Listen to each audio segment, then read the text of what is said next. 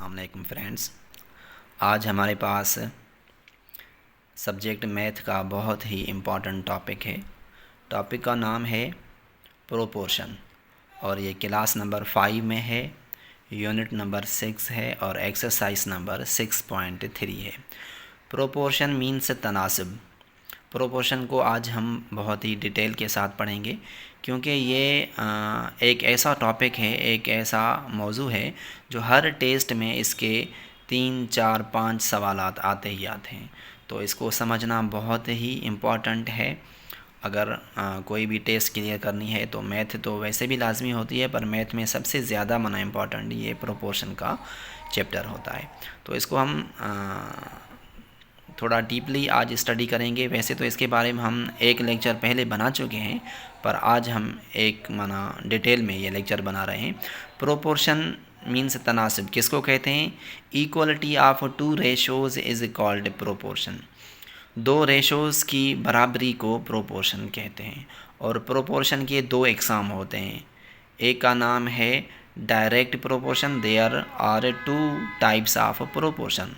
The first one is direct proportion means सीधा तनासिब। The second one is inverse proportion means उल्टा या inverse proportion. ठीक, तो डायरेक्ट प्रोपोर्शन किसको कहते हैं? If two quantities are related in such a way, अगर दो ऐसे मिकदार इस तरह से आपस में कनेक्टेड हो, that if one quantity increases, अगर उनमें से एक मिकदार ज़्यादा हो रहा है, the other also increases in the same ratio, दूसरे का भी मिकदार उसी रेशो में ज़्यादा हो रहा हो, तो उसको डायरेक्ट प्रोपोर्शन कहते हैं। या अगर एक चीज़ का मिकदार कम हो रहा हो तो दूसरे का भी उसी मिकदार में कम हो जाए तो उसको डायरेक्ट प्रोपोर्शन कहते हैं। एग्जांपल, मोर क्राउड मोर नॉइज़। अगर क्राउड ज़्यादा होगा तो उसी रेशो में उसका नॉइज़ भी ज़्यादा बनेगा। मोर बुक्स मोर मनी, जितने बुक्स ज़्यादा होंगे उसी रेशो में उतना ही उसके जो मनी है, जो पैसा है, वो भी ज़्यादा लगेगा। और इसके दो प्रॉब्लम्स हैं जो हम आगे चलकर सॉल्व करेंगे। उसके बाद है इनवर्स प्रोपोर्शन। किसको कहते हैं? If two quantities are related in such a way, अगर दो मिकदार इस तरह से आपस में रिलेटेड हो। इफ़ वन क्वांटिटी इंक्रीजेज़, अगर उनमें से एक का मिकदार ज़्यादा हो रहा हो, the other decreases in same ratio, दूसरे का मिकदार उसी रेशो में कम हो जाए। मीन्स ये एक दूसरे के अपोजिट में जाएंगे। अगर दो ऐसे मिकदार हैं, एक का अगर मिकदार ज़्यादा हो रहा है तो दूसरे का उस रेशो में कम हो जाए। और डायरेक्ट और इसमें क्या फ़र्क है कि एक ज़्यादा हो रहा था तो दूसरा भी उसके साथ ज़्यादा हो जाए, तो वो हो गया हमारा डायरेक्ट प्रोपोर्शन। और यहाँ पर दो ऐसी चीज़ें, अगर एक का मिकदार ज़्यादा हो रहा है तो उसी रेशो में दूसरे का मिकदार कम हो जाए तो उसको इनवर्स प्रोपोर्शन कहते हैं। जैसा कि faster the speed lesser the time taken. अब कोई भी गाड़ी जितनी तेज़ी से जाएगी उतना टाइम कम लगेगा। अब एक का मिकदार ज़्यादा हो रहा है, मीन्स स्पीड अगर ज़्यादा हो रही है तो टाइम कम लेगा। और लेस वर्कर्स मोर टाइम, अगर वर्कर्स कम लगाएंगे कोई भी काम करने के लिए, अगर हम वर्कर्स कम लगाएंगे तो टाइम ज़्यादा लगेगा, और अगर वर्कर्स ज़्यादा लगाएंगे तो टाइम कम लगेगा। तो ये एक दूसरे के अपोजिट में जा रहे हैं, इसलिए ये इनवर्स प्रोपोर्शन है। और इसके भी हमारे पास दो प्रॉब्लम्स हैं जो हमसे अभी सॉल्व करेंगे। तो इन प्रॉब्लम्स को डिटेल में सॉल्व करने से पहले मैं एक गुजारिश रख रहा हूँ कि मेरा यूट्यूब चैनल है Mr.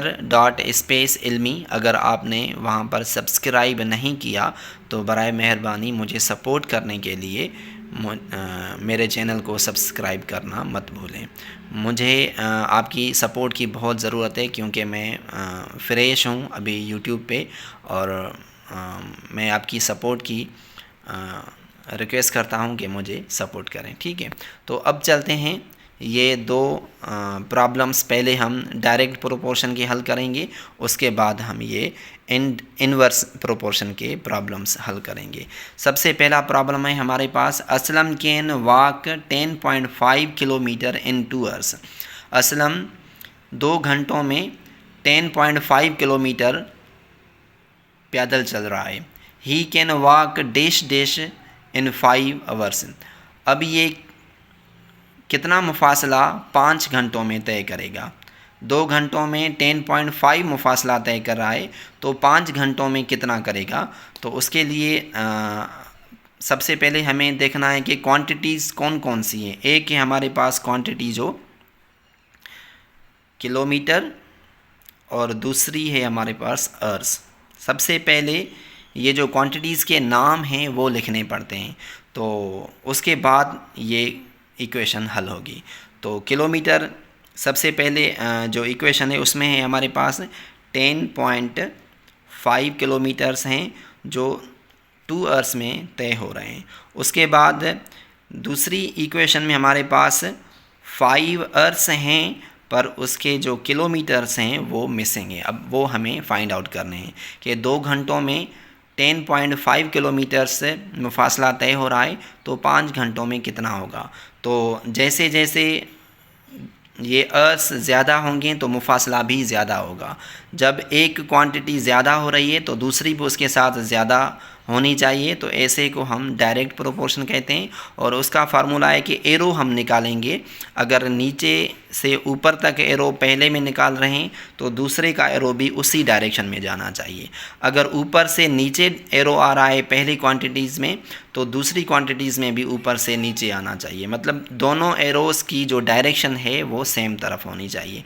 अब जहाँ से पहला एरो स्टार्ट किया था सबसे पहले, वो हमें रकम रखनी पड़ती है। ये पहले नंबर पे आएगी, ये दूसरे पे, और ये तीसरे पे, और ये चौथे नंबर पे आएगी। ठीक है, तो इसके लिए हमें प्रोपोर्शन की साइंस में इन क्वांटिटीज़ को रखना पड़ेगा। सबसे पहले है एक्स, तो सबसे पहले एक्स रखा जाएगा। उसके बाद रेशो की निशानी आएगी, फिर 10.5 आएगा, फिर प्रोपोर्शन की निशानी आएगी। उसके बाद तीसरे नंबर पे 5 रकम है तो वो आएगी, फिर रेशो की निशानी आएगी, फिर 2 रकम है तो वो आएगी।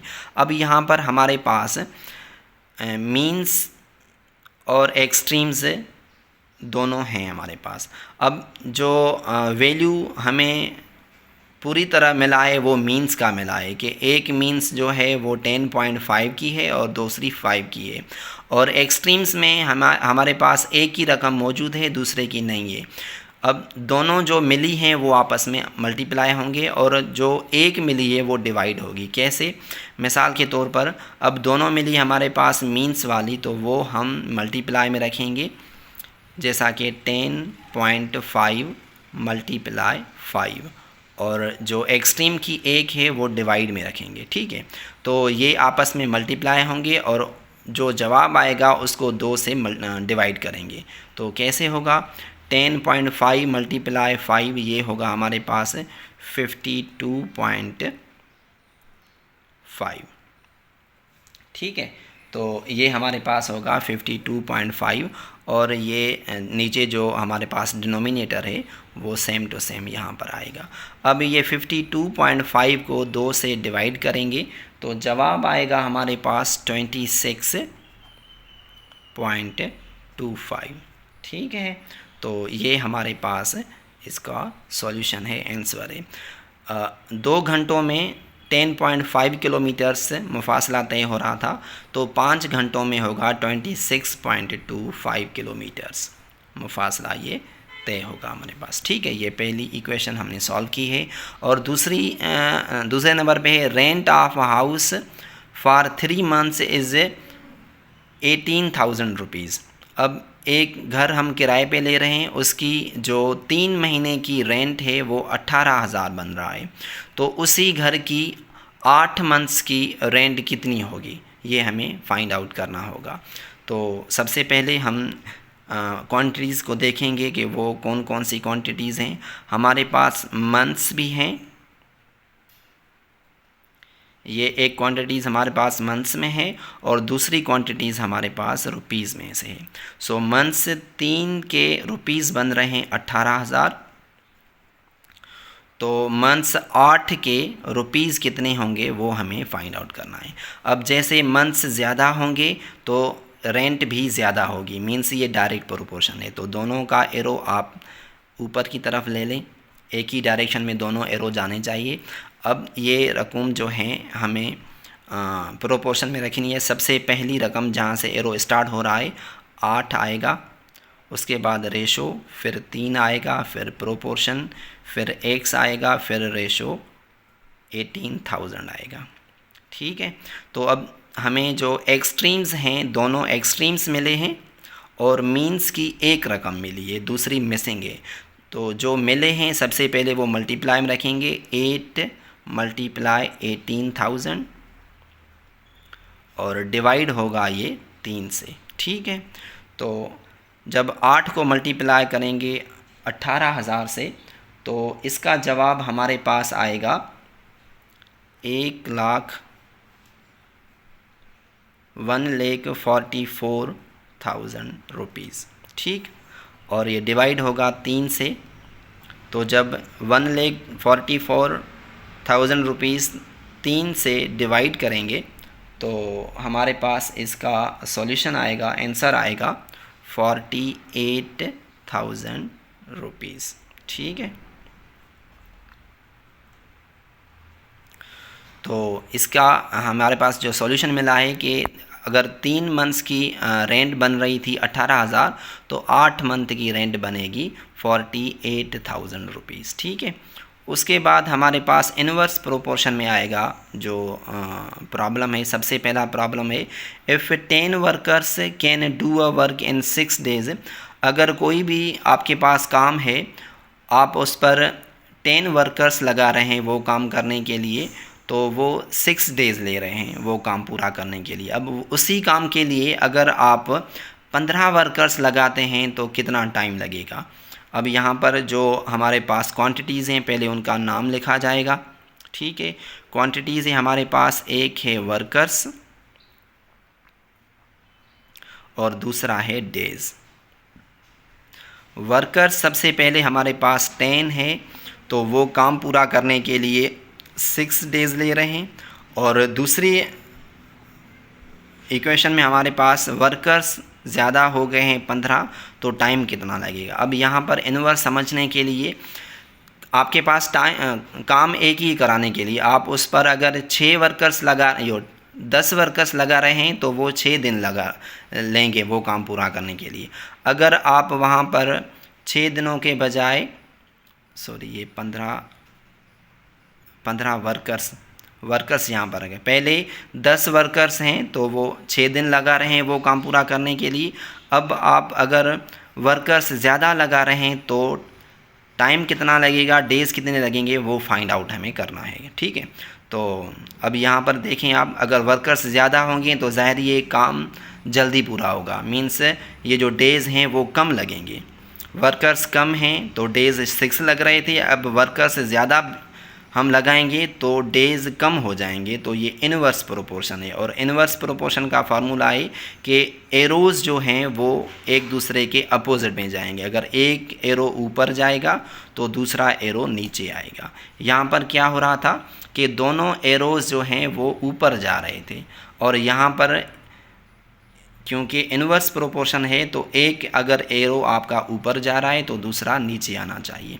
तो अभी हम जहाँ से एरो शुरू करें सबसे पहले वो रकम रखी जाएगी, ये पहले पे, ये दूसरे पे, और यहाँ पर ये तीसरे पे आएगी, ये चौथे पे। और यहाँ पर क्या आ रहा था कि ये तीसरे, नीचे वाली तीसरे पे थी और जहाँ पर एरो ख़त्म हो रहा था वो चौथे पे जा रही थी। अब यहाँ पर ये तीसरे पे आएगी और यहाँ पर ये जो नीचे वाली है ये चौथे नंबर पे जाएगी। ठीक है, तो सबसे पहले 15 रखेंगे, उसके बाद रेशो आएगा, उसके बाद 10 रखेंगे, फिर प्रोपोर्शन, फिर 6 आएंगे, फिर रेशो आएगा, फिर ये मिसिंग वैल्यू हम यहाँ पर x रखेंगे। ठीक है, अब यहाँ पर मीन्स मिले हैं, आगे वही मतलब मेथड है इसको हल करने के लिए। सिर्फ ये जो फार्मूला है हमारे पास एरोज़ वाला वो चेंज हो रहा है इन्वर्स में।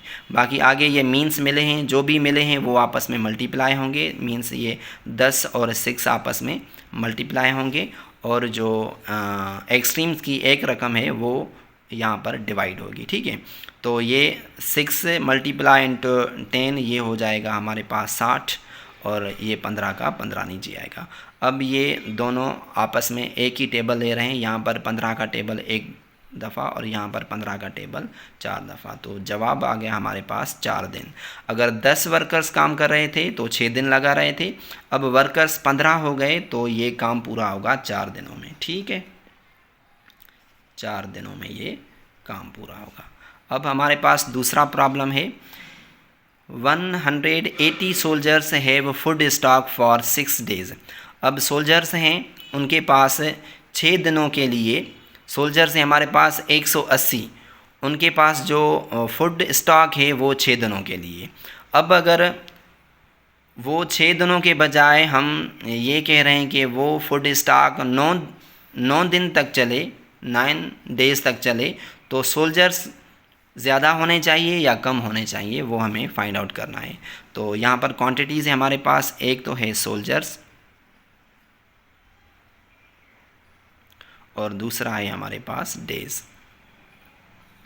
अब सोल्जर्स 180 है तो ये जो इनका फूड है वो 6 दिन चलने वाला है। अब अगर ये दिन ज़्यादा हम इसको बनाएंगे, 9 बनाएंगे, तो सोल्जर्स कितने होने चाहिए? तो इसके लिए ये भी इनवर्स प्रोपोर्शन है, क्योंकि टाइम अगर डेज़ ज़्यादा, वही खाना अगर ज़्यादा दिनों के लिए चलाना होगा तो सोल्जर्स कम करने पड़ेंगे। तो ये इनवर्स प्रोपोर्शन होगा, एक चीज़ ज़्यादा हो रही है तो दूसरी उसके साथ कम हो जाएगी, तो ये इनवर्स प्रोपोर्शन है। तो एक एरो ऊपर जाएगा और दूसरा एरो नीचे आएगा। ठीक है, अब सबसे पहले एक्स आएगी, उसके बाद रेशो, फिर 180, उसके बाद प्रोपोर्शन आएगा, फिर 6, फिर रेशो, उसके बाद 9 आएगा। अब यहाँ पर मीन्स मिले हैं, 180 मल्टीप्लाई टू 6 डिवाइड बाय 9। अब 180 मल्टीप्लाई बाय 6 अगर करेंगे तो इसका जवाब आएगा हमारे पास 1080। ठीक है, और डिवाइड बाय 9 होगा। और जब 1080 को 9 से डिवाइड करेंगे तो इसका जवाब आएगा 120, जो हमें सोल्जर्स होने चाहिए। ठीक है, तो ये हमारे पास इनवर्स की जो फार्मूलाज थी वो हमने अप्लाई करके ये सॉल्यूशन निकाला है कि अगर एक फूड स्टॉक है हमारे पास 6 दिन चलना चाहिए उसको 180 सोल्जर्स के बनस्बत, अगर वही स्टॉक हमें 9 दिन चलाना होगा तो उसके लिए सोल्जर्स कितने चाहिए? वो हमें चाहिए 120। तो इसी तरह से ये डायरेक्ट प्रोपोर्शन है हमारे पास जो हमने सॉल्व किया है, और ये इनवर्स प्रोपोर्शन है हमारे पास जो हमने सॉल्व किया है। अगर इसमें कोई भी आपको क्वेश्चन हो या कोई भी दिक्कत हो तो इस मेरे मोबाइल नंबर पे आप मुझसे रब्ता कर सकते हैं। और इसी तरह से अब अगर आप मुझे सपोर्ट करते रहेंगे तो इंशाल्लाह हम स्टेप बाय स्टेप मैथमेटिक्स हो या इंग्लिश हो या साइंस हो, कंप्लीटली इन सब्जेक्ट्स को हम कवर करते रहेंगे। ठीक है, थैंक यू, अल्लाह हाफ़िज़।